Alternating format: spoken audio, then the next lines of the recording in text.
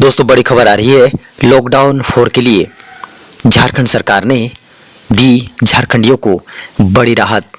दोस्तों खबर आ रही है, झारखंड सरकार ने सोमवार को लॉकडाउन 4 के लिए नई रियायतों की घोषणा कर दी है। इसमें कुछ इलाकों में बंदिशें खत्म की गई हैं। नगर निगम इलाके में कड़ाई पहले की तरह जारी रहेगी।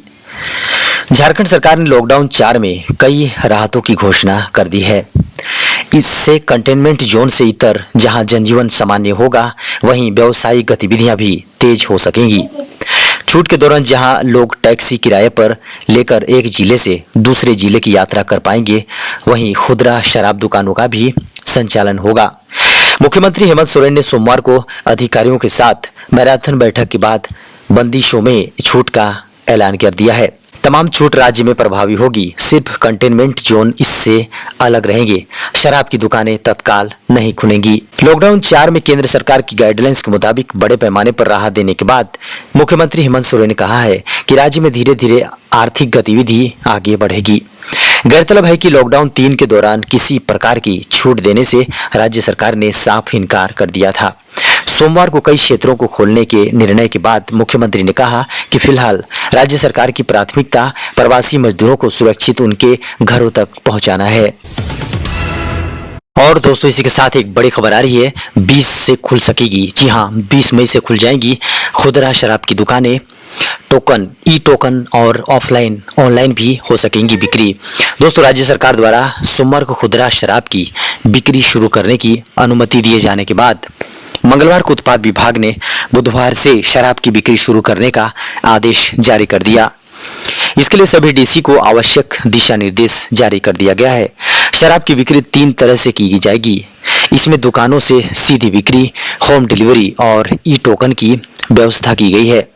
शराब की दुकानें सुबह 7 बजे से शाम 7 बजे तक खुल सकेंगी।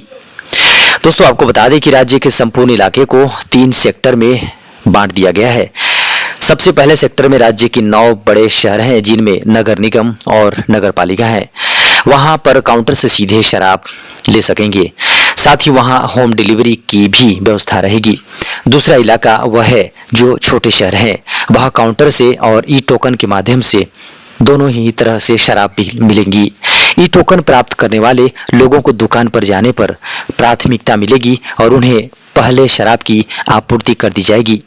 तीसरा इलाका पूर्णतया ग्रामीण क्षेत्र है, जहां सिर्फ काउंटर से ही बिक्री की जाएगी। इस तरह संपूर्ण जहां राज्य में शराब की बिक्री का निर्णय लिया गया है। दोस्तों खबर आ रही है सुपर साइक्लोन की। जी हां, झारखंड के कई हिस्सों में छाए रहे बादल, 20 को बारिश के साथ गर्जन और वज्रपात की संभावनाएं हैं। दोस्तों जानेंगे इसी के साथ जेपीएससी को लेकर क्यों मचा है बवाल, और रिकवरी रेट देश में सबसे ज्यादा किस शहर की, जी हाँ किस राज्य की, और प्राइवेट स्कूलों के ट्यूशन के बारे में बड़ी खबर आपको बताएंगे। तो बिल्कुल पूरा वीडियो को अंत तक जरूर देखिएगा, और अगर आप नए हैं चैनल पर तो सब्सक्राइब कर बेल आइकन जरूर दबाइएगा। जी हाँ दोस्तों खबर आ रही है, पूरे झारखंड में मंगलवार को तूफान अम्फान का असर दिखा। सुबह से ही आसमान में बादल छाए रहे। इस वजह से रांची का अधिकतम तापमान 3 डिग्री की गिरावट दर्ज की गई। भारतीय मौसम विज्ञान केंद्र रांची के डायरेक्टर एस.टी. कोटाल ने बताया कि आसमान में बादल 20 मई को भी छाए रहेंगे, क्योंकि बंगाल की खाड़ी में तूफान टकराएगा और इसका असर झारखंड में भी दिखने लगेगा। झारखंड के उत्तर पूर्वी क्षेत्र साहिबगंज, पाकुड़, गोड्डा, दुमका, देवघर, जामताड़ा और दक्षिण पूर्व हिस्से पश्चिमी सिंहभूम, पूर्वी सिंहभूम व सरायकेला खरसावां में कहीं कहीं तेज हवा चलने की संभावना जताई गई है। पूरे झारखंड में बादल छाए रहेंगे, कहीं कहीं बारिश भी होगी और गर्जन के साथ वज्रपात की संभावना व्यक्त की गई है। रांची का अधिकतम तापमान 35 डिग्री सेल्सियस और न्यूनतम तापमान 26.1 डिग्री सेल्सियस रिकॉर्ड किया गया है। वहीं जमशेदपुर का 32.6 डिग्री सेल्सियस और न्यूनतम तापमान 27.0 डिग्री के अलावा डाल्टनगंज का 39 डिग्री और न्यूनतम 28.8 डिग्री रिकॉर्ड किया गया है। जी हाँ बड़ी खबर आ रही है, जेपीएससी के रिजल्ट को हाईकोर्ट में चुनौती। जी हाँ हाईकोर्ट ने कहा त्रुटियां हैं तो लगाएं रोक। जी हाँ, छठी जेपीएससी परीक्षा के अंतिम परिणाम को झारखंड हाईकोर्ट में चुनौती दी गई है। जस्टिस राजेश कुमार की कोर्ट ने सोमवार को इस पर सुनवाई करते हुए जेपीएससी और सरकार को 10 जून तक जवाब दाखिल करने का निर्देश दिया है। याचिकाकर्ता मनीष सिन्हा ने कहा है कि जेपीएससी ने रिजल्ट जारी करने में कई गड़बड़ियां की हैं। कट ऑफ मार्क्स 600 निर्धारित था, लेकिन उसे कुल 601 अंक मिले हैं। परीक्षा के नियम में कहा था कि हिंदी अंग्रेजी में सिर्फ क्वालिफाइंग मार्क्स रहेंगे, अंक परिणाम में जोड़े नहीं जाएंगे, लेकिन ऐसा नहीं हुआ है। लेकिन रिजल्ट में इसे भी शामिल किया गया है। आपको बता दें कि सभी पदों के लिए कट ऑफ मार्क्स अलग अलग न कर एक ही रखा गया है। याचिकाकर्ता के अधिवक्ता मनोज टंडन ने कोर्ट को बताया है कि इस परिणाम में कई और त्रुटियां हैं। इस कारण जारी किए गए अंतिम परिणाम पर रोक लगा देनी चाहिए। जेपीएससी की ओर से अधिवक्ता संजय पीपरवाल ने कोर्ट को बताया कि रिजल्ट जारी करने के बाद आयोग ने अभी सफल उम्मीदवारों की सिफारिश झारखंड सरकार को नहीं भेजी है।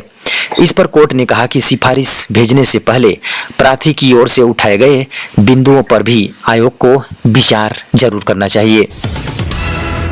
दोस्तों, इसी के साथ बेहद महत्वपूर्ण और बड़ी खबर आ रही है। रिकवरी रेट में देश भर में रोल मॉडल बना रांची। जी हाँ, बनी रांची से अच्छी खबर का सिलसिला जारी है।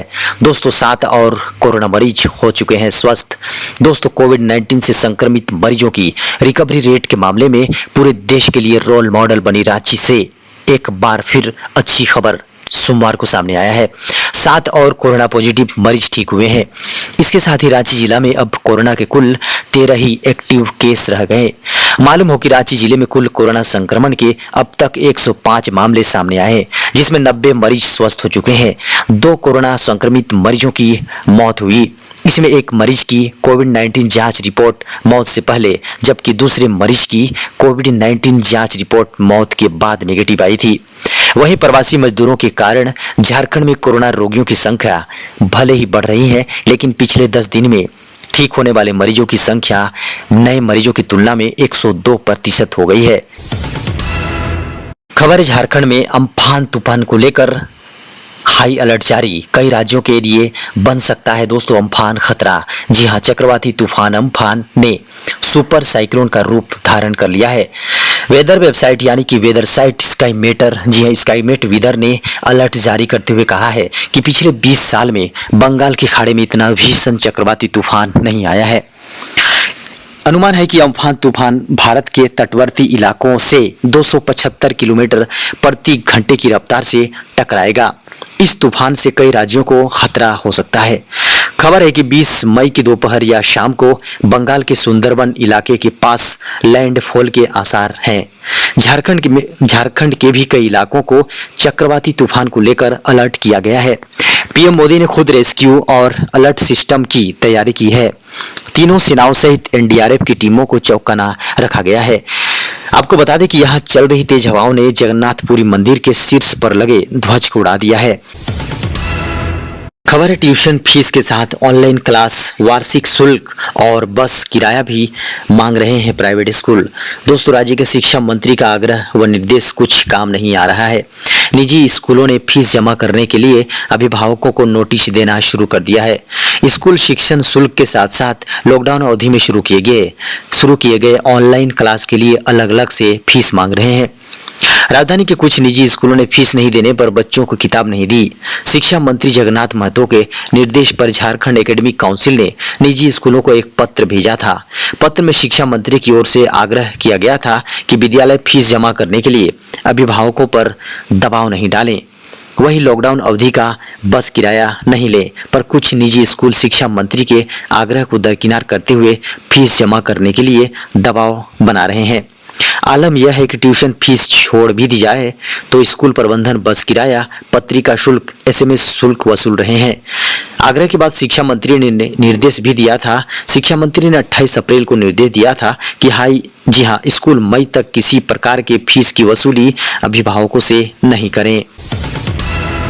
खबर है चक्रवात अम्फान के खतरे पर राहुल गांधी की अपील, कांग्रेसी कार्यकर्ता रहे मदद को तैयार।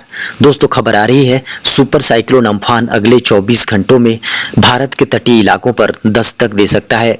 इससे भारत में ओडिशा और पश्चिम बंगाल जैसे राज्यों में मूसलाधार बारिश और तेज हवाओं का खतरा लगातार मंडरा रहा है। हालांकि इस खतरे से निपटने के लिए राज्य और केंद्र सरकार ने कमर कस ली है। इस बीच कांग्रेस के पूर्व अध्यक्ष राहुल गांधी ने कांग्रेसी कार्यकर्ताओं से एक अपील की है। राहुल गांधी ने पश्चिम बंगाल और ओडिशा के कार्यकर्ताओं को निर्देश दिया है कि वो लोगों को तूफान के खतरे के बारे में सचेत करें। राहुल ने अपील की है कि वो लोगों को सुरक्षित स्थान पर पहुंचाने में मदद करें।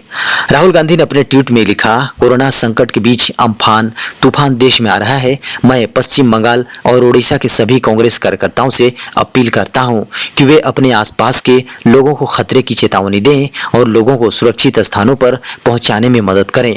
अंत में उन्होंने सभी के सुरक्षित रहने की कामना की है।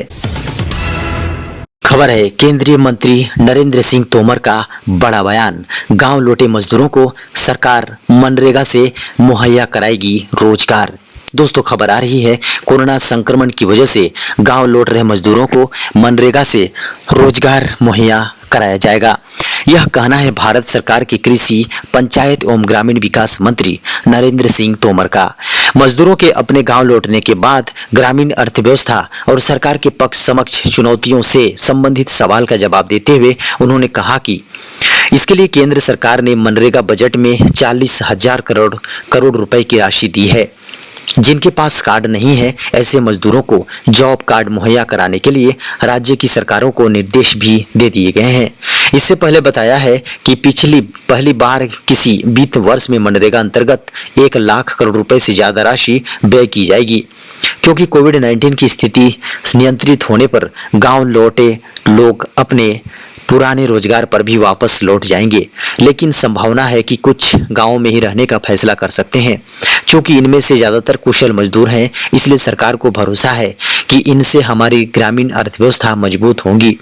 इसको देखते हुए भारत सरकार ने इनके लिए पर्याप्त रोजगार उपलब्ध कराने की योजना पर काम शुरू कर दिया है।